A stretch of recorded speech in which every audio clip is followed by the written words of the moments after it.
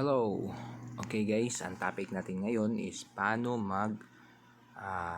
deposit doon sa SSP Grid. So dito, ito yung coins.ph.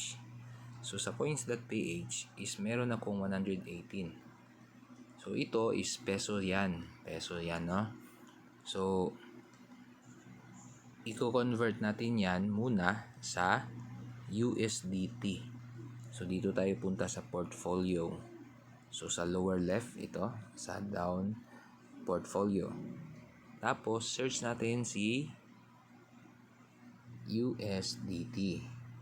Okay. Pag-click natin yan, is meron akong laman na 2. Yan ang laman ko 2. Nagbili kasi ako eh. So, paano yan ginawa is, paano tayo bumili? Ganito lang.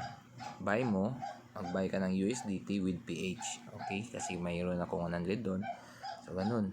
Halimbawa, lagay ko 100, ganun.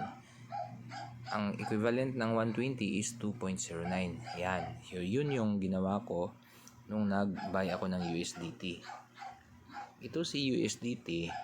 Ito yung gagamitin natin para papunta kay SSP Grid. Okay? Ito. So, mayroon akong 2. Okay. So, ita-transfer na natin papuntang SSP Grid. So, click transfer. Yan. Then, send USDT to another wallet. Okay. Pag-click mo ng ganon, is i-click mo pa rin ang send to external wallet. Kasi iba na yan. Hindi sila sa coins. Yan. So, may hinihingi dito kung ano yung mga network, mga ganon, na kailangan hindi tayo magkamali. Una sa network is, ito talagang Tron. Yan. Okay. So, ito yung cash in sa, sa SSP Grid, talagang dapat may minimum tayo mag-minimum tayo ng cash in na 35 USDT. Kasi 2 lang ang available ko, kaya di ko masulat ang 35. Okay? So tapos naghihingi siya ng USDT address. So dito, paano natin makukuha yung address? Punta tayo sa SSP Grid. Okay? Ito. So sa SSP Grid is meron akong assets na 50.94. Okay? So i-recharge natin. Yan. So ito yung deposit address. So copy natin. Yan, copy, no?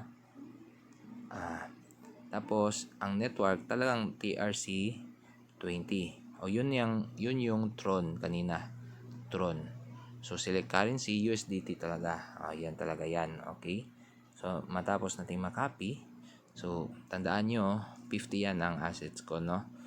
So, ilagay natin yung 2 na available na USDT. 2.09. Yan. Ubusin ko na. Tapos dito, i-paste ko, no? Yan. Yan na ang aking paste. So, kaso, mayroon siyang network fee na 3 USD or 169. So, hindi ko siya magagawa kasi wala akong extra. So, sa mga gustong mag-avail ng SSP Grid, better meron kayong 2,500 na ilagay dito sa coins. Yan. Dyan sa coins, no? So, kung paano mag-cash in sa coins, nandun na sa ibang video ko na ginawa. How to cash in coins to GCash, no? So, yun lang ang pag-deposit sa SSP Grid. Yan. Importante ang makuha ang itong deposit address, tapos TRC, network, USDT. Basta hindi lang tayo magkamali dito sa dito sa coins, sa portfolio. Tapos, search natin yung USDT. Tapos, ang money natin, halimbawa, meron tayong 2.5. Mag-buy muna tayo ng USDT. Yan. Buy USDT with PHP.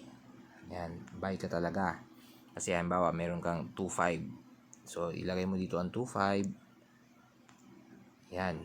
Magiging 43.57. So, yan ang magiging i-convert dito sa coins.